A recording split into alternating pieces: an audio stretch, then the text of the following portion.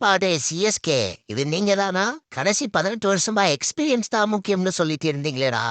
தக்காளி என்னடா சடனா இப்படி ஒரு சேஞ்சு?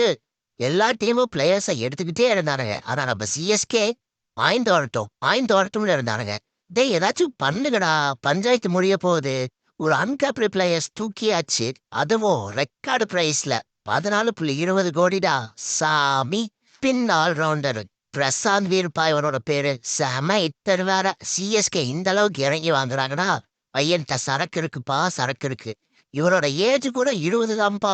சிஎஸ்கே முடிவு பண்ணிட்டாங்க என் டீமெல்லாம் தான் நாங்க இறக்க போறோம் அடுத்த வருஷம் அப்படின்னு.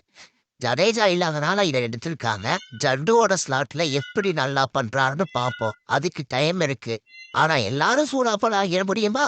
சிஎஸ்கே இன்னும் பிளேயர்ஸ் எடுத்திருக்காங்க. அதுவும் wicket keeper and spin allrounder.